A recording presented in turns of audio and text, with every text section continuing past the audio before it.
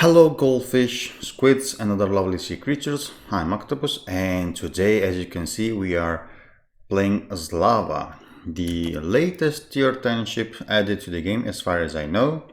Tier 10 Russian battleship. But first thing first guys, as always, consider subscribing to this channel if you want to help me out in the growth on YouTube. And also, as always, I will leave you in the description of this video my link to Twitch and Discord, so if you want to join, you're more than welcome. So, Slava, a lot of things to say about the ship. First thing, as you can notice probably, it's a Kremlin hull, which means that it is huge, but she doesn't have too many superstructures to be farmed. It has some differences with the Kremlin. First thing you might notice is the 29% torpedo protection, which is 29% torpedo protection, which is far less than Kremlin one. Also, the HP pool is far less. It is more than 15k less, if I'm not mistaken. Then also the turrets are different. It is always 3x3, but these are 406s instead of 457s as Kremlin has. But the range is insanely good. The default range of Slava is actually 24.7 kilometers. Okay, 24.7 kilometers. It is exceptionally good, especially considering that you have a quite unique and peculiar dispersion. Let's say I will show you some graphs at the end of this video about Slava shells and Slava shell travel time and yada yada. But I can already tell you that these 406s somehow they have the best penetration in the entire game. Okay, not among 406s, but among every battleship in the game so far. So these shells have a quite decent speed, 870 meters per second, which is not bad at all. Also considering that these shells have quite limited air drag, so they don't lose too much speed even at super long ranges. And what else can I say? Basically this Slava works in the exact opposite way of the usual Soviet battleships. Usually, Kremlin, for example, at least on chart, the long-range dispersion of Kremlin is quite poor, while the close-range dispersion should be quite decent. Slava, on the other hand, works in the exact opposite way. The more far away the target is, the best dispersion you will have. The closest you get to the target, the worse the dispersion it is gonna be. Which, in my opinion, doesn't make any sense, of course, but it works like that. So it encourages you to shoot from super long range. You are the very definition of a sniper. Slava is a super long range sniping battleship. Okay, yes, you can get in close range fights if you really need to, but the primary role of this ship is actually snipe from the super far back. Another big difference between Slava and Kremlin is the actual armor scheme. Slava has a big nose of 25 millimeters, which can be found both from HE and battleship's AP, but you have a hidden plate behind this 25 millimeters nose that prevents you from being overmatched from the front. So you cannot see this in the in-game client, but it is actually there. Look at this Montana broadsiding us at 20 kilometers, and she gets punished with double citadel and almost 30k. This is the gimmick of Slava. If you can aim, and if people show you broadside at basically any range, you can get juicy citadels in at basically on anything besides, I don't know, Kurfürst. I didn't try citadeling Kurfürst at 20 plus kilometers, but I'm pretty sure if a Kurfürst is turning, you can even citadel Kurfürst at long ranges. Absolutely. So another big difference is that Slava has 32 millimeters of tech armor instead of the usual Kremlin 60 millimeters of armor. So she can be HE farmed pretty well, pretty easily from heavy cruisers and some light cruisers as well. Poor Mogami decides to just stop there, and he eats another double citadel like the Montana. So as you can see, we are playing in a very passive way, extremely passive. No, not a proactive gameplay. We are just taking pot shots at everything that gives us broadside, basically. As you can see here, we are going to a bunch of Oster-Jutland torpedoes, and as you can see, damage that we take is significant, because as I said before, we don't have the amazing Kremlin torpedo protection. Another difference from Kremlin is the turret traverse. Slava has 45 seconds turret traverse instead of the default Kremlin 30 seconds turret traverse, and with the reload mode that I'm running on Slava, it is gonna be 51.7 seconds, which is not great at all. So in this sense, you're not very good in close range fights, but once again, you don't want to get involved in close range fights because of your dispersion at close range. It is questionable, let's say. The penetration is still, I mean, it is exceptionally good, but the dispersion is not that good, let's say. So you don't want, and also your armor, it doesn't really give you the chance to actually push that much. So in Slava, there is literally nothing that it is pushing you into close range fights, and this is what I don't like about this ship. This ship is absolutely perfect for punishing people that are showing you broadside. I mean, I'm not even punishing potatoes, but just random people that are sailing. They think they are safe because they are 20 plus kilometers away from any other enemy battleships. But you are Slava, so you can punish people at 20 plus kilometers easily if you can aim correctly and if they don't change course or speed. But this is it. This is all, and in Slava it is good at punishing people broadsiding at any range, but nothing more. This is the point. It is, once again, just as Petropavlov's commentary, I find those ships to be extremely good at punishing people broadsiding, but they are not good at anything else, basically. I'm not saying that Slava is underpowered or something like this, but I'm just saying that Slava is very one-dimensional ship. You punish broadside, and that's it. Of course, punishing broadsides, it is what you want to see in a battleship. Of course, everyone wants to punish broadsides, but the fact that you have 406s, it is still a downside. I mean, you suffer as soon as people angle towards you. You suffer from the same issues that Montana has, for example, which is the lack of overmatch capacity. So if your team is collapsing and the enemy are just pushing into your flank, for example, and you don't have the chance of kiting and shooting broadsiding people, you're gonna struggle. You're gonna struggle dealing a decent amount of damage. This is why I stayed in a central position, because I didn't know if which of our flanks would have collapsed. It turns out to be the left one. So I can adjust my positioning and try to find some more people to shoot to their broadside. But once again, we are just sniping. We are just sniping. So in this sense, I played 20 games in Slava so far, almost. And I can tell you that Slava can be extremely rewarding ship if you can aim, for example, on this Riga. But it is also a very boring ship. I mean, after having played like 10-20 games in Slava, I feel bored. I don't want to play the ship anymore, because it is every battle. It is the exact same shit. You just stay in the middle, shoot people at 20 plus kilometers broadsiding you, and you hope that they don't change course and that your aim is good enough, and that's it.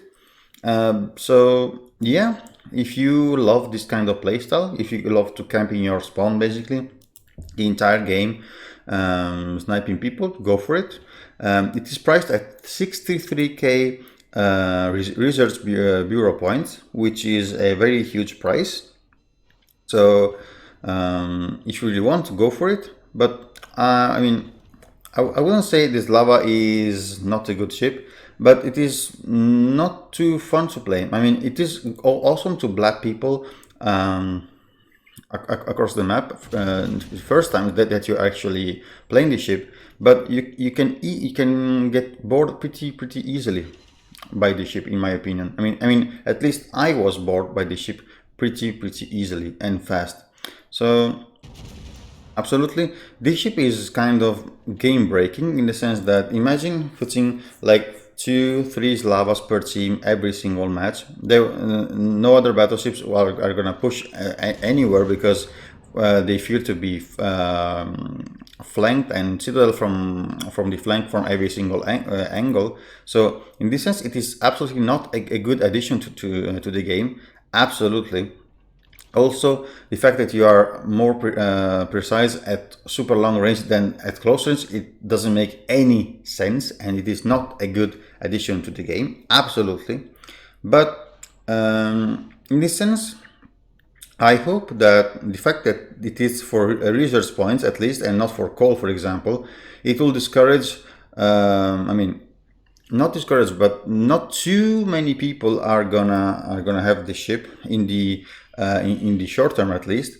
But and I don't know. I hope that people really get bored from the ship and they will stop playing the ship that much at least, because it really doesn't do anything else than blapping people broadsiding. I mean, I'm repeating myself, but it is what it is really. This there's nothing special about the ship besides that, which is all, of course, a huge benefit to be able to punish these people. But I mean, really, is it this what you want to do the entire time in your battleship? Do you really want to snipe people from maximum range the whole game and not being able to actually do anything else? If it is like that, go for it. If you want to experiment some thrills, some mixed game and something unusual from time to time, go for something else. Here we are turning to avoid these torpedoes and the Mogami torpedoes that are gonna come for sure, 100% sure. I'm more than happy to take one or two torpedoes than one of the Mogami torpedoes, of course.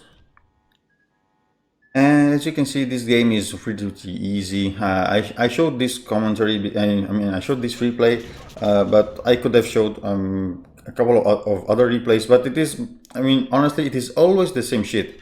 It is just you sniping from the central part of the map, and maybe at the end you are gonna get some close range fights when the battle is already settled in and you're already either winning or losing, and you don't have the chance of actually carrying that much. So I don't know. I found this replay to be quite self-explanatory of what is Slava all in all. Here another citadel on the Yamato. As you can see, the as soon as we get close enough, I mean below 14 kilometers, 13 kilometers, the dispersion starts to just be little kind of a bit wonky, in the sense that it is really unrewarding. I mean, in this situation, Kremlin would have been super good. In Slava, I mean, ideally at least, as you can see, this was a good volley, but we didn't actually citadel the Yamato. But Kremlin would have been better, most likely, in this situation. All in all, Slava, powerful ship, don't get me wrong, powerful ship, but once again, pretty damn boring in my opinion. Here we are getting close to this Yamato. As you can see, the dispersion is really trash at close ranges. I mean, trash. 6 hits out of 9 is not trash, but it is not as pinpoint accuracy as the long range dispersion. Here we're gonna get targeted by the enemy planes. Slava AA is quite decent, quite powerful, I would say. Plus, she doesn't suffer from the Kremlin so-called nerfed AA, in the sense that your AA turrets still have the huge HP pool of the old Kremlin turrets. Here we are gonna eat a full bunch of Osteyotlan torpedoes, as you can see, because our carrier was just refusing to actually spot this guy. And as you can see, the fact that we are running Kuznetsov as a captain gives us a kind of a second life in this sense, because we procced his talent, Will to Victory, and we are able to actually get a second life. And look at that, we are even spotting the enemy Lexington. So this is going to be some juicy extra damage for us that we are more than happy to take. So what can I say? The speed of this ship is 31 knots with speed flag, so you're not that fast and you're not that maneuverable either. As you can see here, we have a atrocious turning circle radius of 1090 meters, which is really trash as Kremlin one. So I don't know, this ship is very boring. We are gonna kill this Lexington now, and I will show you a couple of clips taken from my stream after this, so you can see, you can have a better idea of the long range dispersion and the atrocious amount of damage that you can actually do to random people from long range. And we are just farming damage. Hello.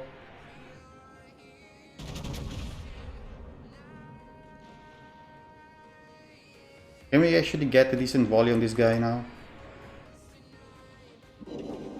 Oof. Hello, Monarch guy.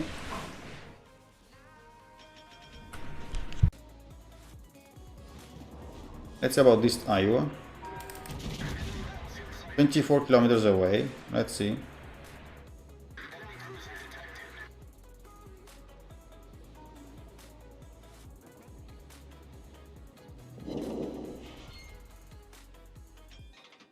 Can you hear the balance in the background, guys? Can you hear the balance in the background? So these are the final results of this battle. 243k damage, 3 kills, 13 citadels, only high caliber. As you can see, I had also some modifiers for the free XP. 2.2k base experience, nothing impressive, absolutely. But as I said, this was one of the good games I had in Slava so far, but the ship is nothing really super impressive in the sense that it is nothing really thrilling and emotional. It is just sitting back and sniping from the far back. As you can see, of course, everything came from our main guns. That Lexington giving us a juicy 60k free damage in the end was a big plus, of course.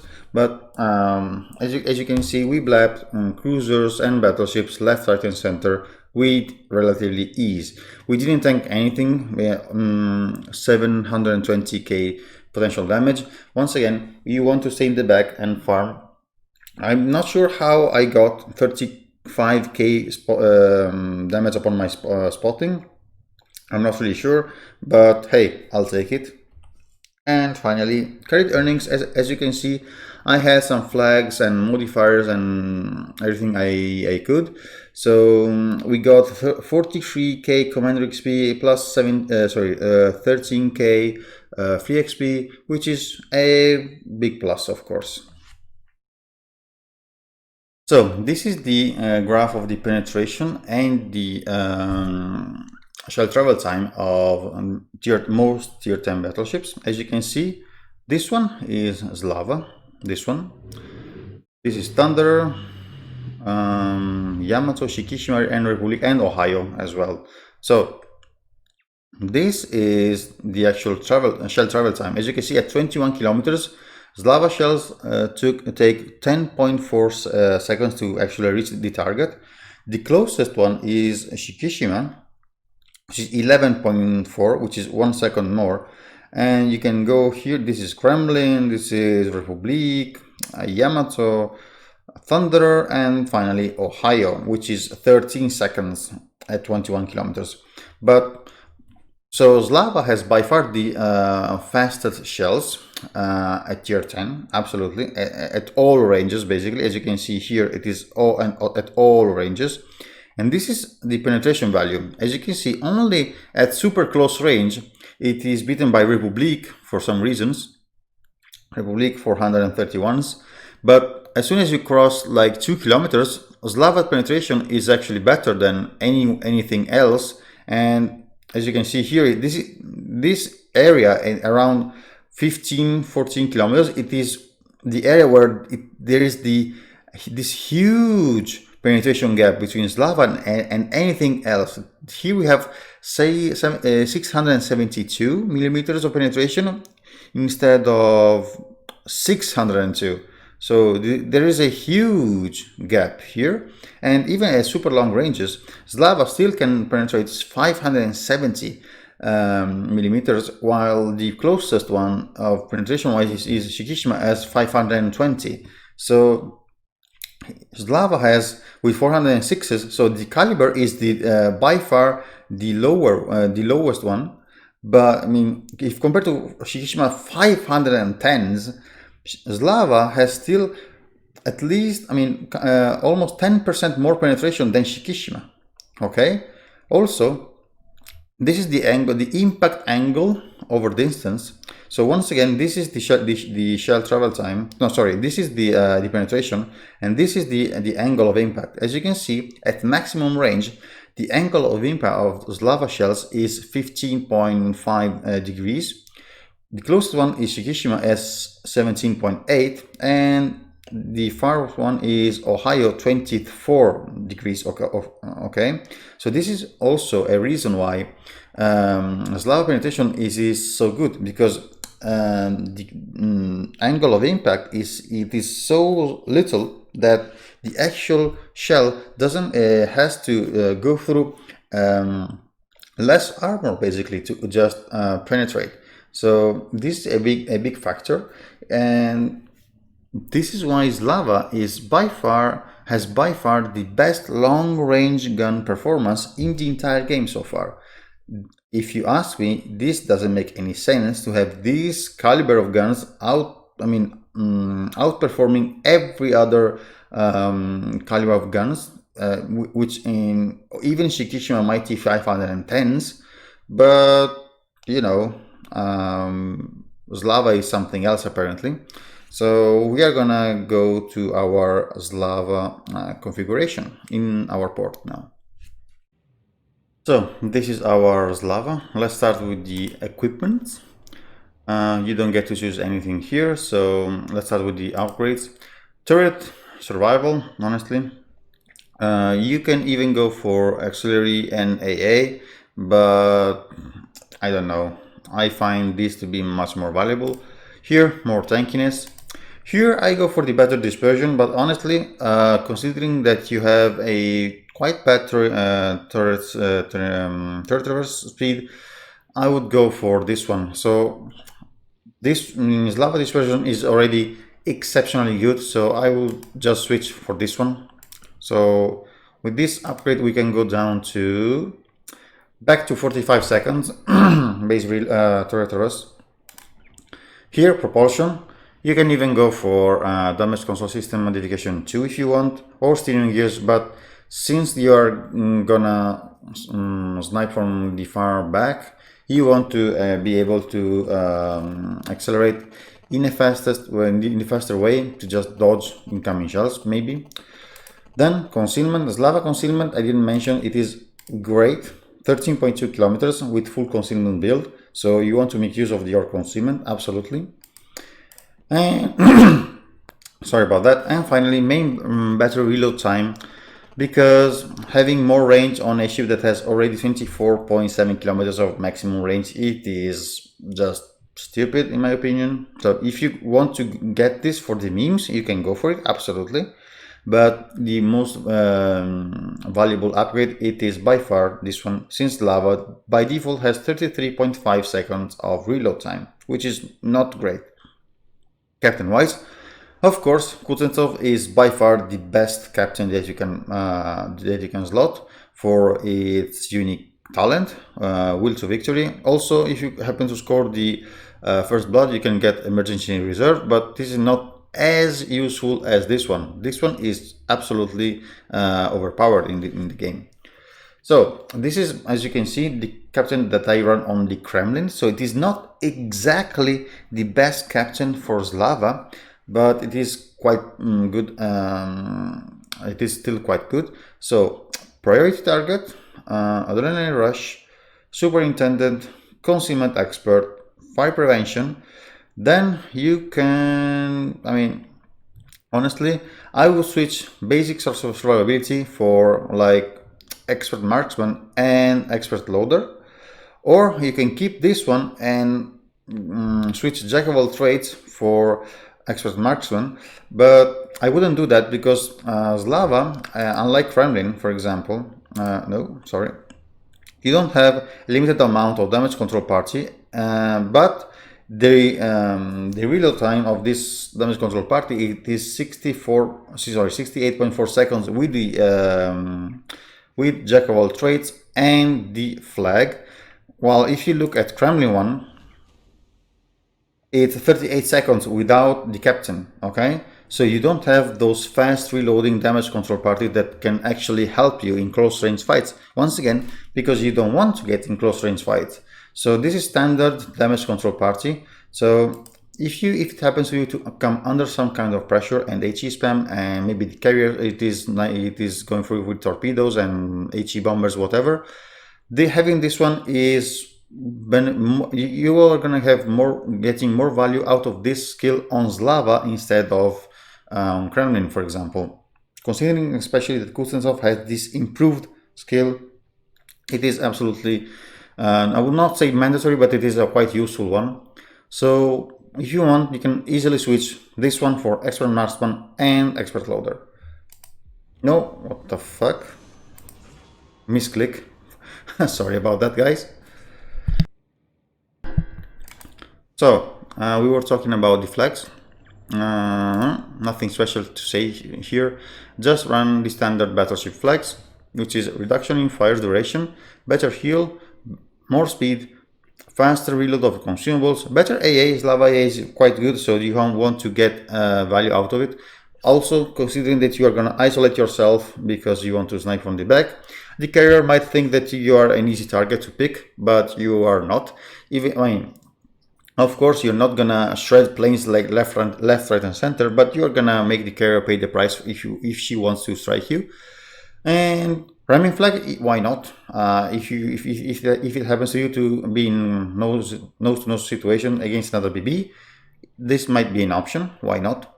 And finally, economics and special flags. Mount everything that you can if you can afford it, because Slava can give you quite good income in terms of credits and XP.